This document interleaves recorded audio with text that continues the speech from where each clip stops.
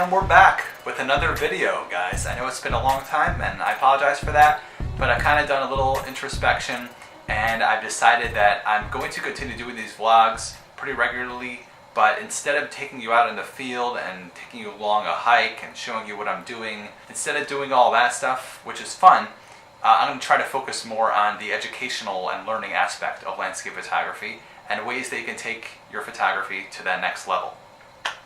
And the reason I'm kind of doing this switch is because, first of all, the gear that I've been using for my vlogs out in the field, it's not been very high quality. So I've been using a GoPro Hero 5 and an external mic that's kind of half broken, and it's not the highest quality, and I kind of feel like there's so many other YouTube vloggers out there that take you out on their hikes and show you what they're doing with their gear, and they're a lot more comfortable doing it, they have more experience doing it, and they have much more high quality footage doing it as well. And simply from the entertainment aspect, I feel like it's more valuable just to be able to watch those and enjoy those. But what I can do is give you over knowledge and education that I've learned myself from all my photography. And another reason why I kind of don't want to do the vlogging out in the field so much is because it takes my mind off of the photography and I lose focus, and I simply have not been able to really do both on the high level that I want to. So because of that, I'm going to be switching tracks a little bit. I'd love to hear your thoughts as well about what you think in terms of switching this mode from being out in the field with the footage to more of an educational route. Definitely let me know what you guys think about that. But for now, let's jump right in. And in this video, I'm going to be talking about 3 tricks that can instantly take your landscape photography to that next level. And the first trick that I have may shock everyone and may upset you all, but I'm going to say it anyway. Ditch the tripod. Stop always relying on the tripod to set up your composition.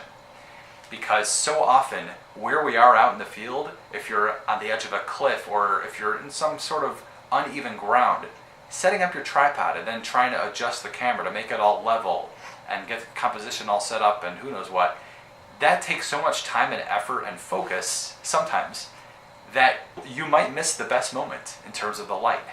And it might just distract you from getting the best shot. And also, not having to worry about a tripod helps you become more aware of your surroundings. Just walk around with your camera strapped around your neck, or just hold it, and just walk around. Clear your mind and be aware of where you are, and that will translate to better pictures. Another reason why it's good to ditch the tripod in many cases is that light changes so quickly, and conditions change so quickly, especially when you're out in mountains or valleys. Things change at a moment's notice, and you always have to be ready to get the shot that is going to best define that moment.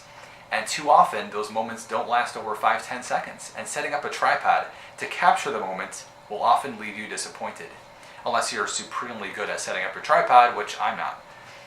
But I found that if I just have my camera available in my hands, I can always capture that moment, even if it's just fleeting. And this brings me to the next point, which is don't be afraid to bump up your ISO just slightly to get the sharpness that you need when hand holding your camera. Don't always think that you have to be at ISO 100 or even lower if you have that ability to get the shot. You can bump up to 250 or even ISO 400 and still capture a really sharp, good image with almost no noise.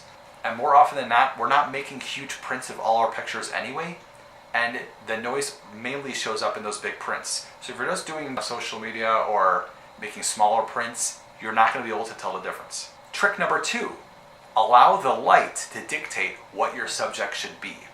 Don't go out and decide on a subject and wait for the light. The light doesn't always work that way and it won't cooperate with you. Try to take a back seat and let the light show you what your subject should be. And following this is obviously that you should bring a long lens with you on every trip, because landscape photography, it kind of has this aura about it that you should always be using a wide angle lens, but that's simply not true. And using a longer lens, anywhere from 70 to 300 millimeters, is just as important in landscape photography as using a wide angle lens, because it allows you to hone in on the details that are capturing the light perfectly and get rid of all the extra clutter around the sides. And there's nothing worse for a good landscape picture than to have lots of clutter on the sides. It's just very distracting. So you want to bring a long lens so you can reduce all that clutter, and also long lenses are able to compress your scene to make the scale of from your foreground to your background that much more dramatic. And there's also a little bit of psychology in this, in that the human eye is always trained to view the brightest thing, and it's always attracted to the brightest thing that's out there. That's why we love gold. But from a landscape photography perspective, since the human eye is drawn to the brightest thing, make sure that your subject is the brightest thing. Doing that will ensure not only that the focus of the viewer is going to be on your subject, but also it's going to create a much more dramatic and compelling image. And the last part about using light to dictate your image is a little unwritten rule that I've never seen before, but I found it to be true in my own pictures, which is the following. If the sky is darker than your subject, you will automatically have a good picture. And that's regardless of your composition or balance or all these other elements that come into play. When you have a dark, moody, stormy sky, or if you're in the golden hour where the sky is dark in certain directions, but some of the landscape foreground elements are lit up by the low sun, you will automatically have a great picture if you capture something in the foreground or midground that is brighter than the sky behind it. And that's because, also psychology, which is that as humans on planet Earth, we're so used to 99% of the time seeing the sky as the brightest thing, and everything else that's on the ground is much darker than that. And that's what's considered normal. And therefore, taking a shot where the opposite is true automatically creates interest, and that will create a good picture. And trick number 3, learn how to use depth. And I know that might sound extremely basic, but for now I'm just going to give you my definition for what depth means in terms of landscape photography. Depth, to me, is when you have 2 or more elements in your scene that have varying degrees of contrast or boldness. And it sounds pretty technical, but I'm going to show you some examples here. And I'm going to show you these examples not in landscape photography, but in landscape painting, because it's much more pronounced in paintings. And the reason it's much more pronounced in paintings is because we have much more creative freedom when you're drawing something rather than when you're capturing something. But if you look at lots of landscape paintings out there, a lot of them use great depth in their scenes. And what that means is you'll see some bright or bold or contrasty element in the foreground or midground with something much more faded and muted in the background. Maybe it's a mountain, or maybe there's a lake in the background, or a body of water, or some layer of trees, or something in the background that's much more faded. And this can be due to 2 things. Either great distance can create that difference in contrast, but also using the elements such as fog or rain or low cloud can also create that difference in contrast. And using those things for photography creates much better and interesting pictures. And that's because, simply, photographs are on a 2-dimensional plane. And anytime you can create a photograph that gives the impression of 3 dimensions, where there's depth in your scene, that creates an interesting picture, and that will be memorable.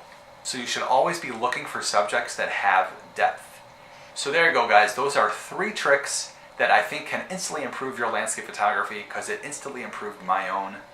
And I appreciate you watching this video, guys. I know it's been a while, but thanks so much for the support. And I would love to hear your thoughts and your comments about these 3 tricks and tips. And if you have any tricks that enhanced your landscape photography that you can share as well, I'd love to hear your thoughts. So if you haven't already, please subscribe to my channel. I'll be bringing more content with more educational aspects to landscape photography in the future. And until then, guys, out.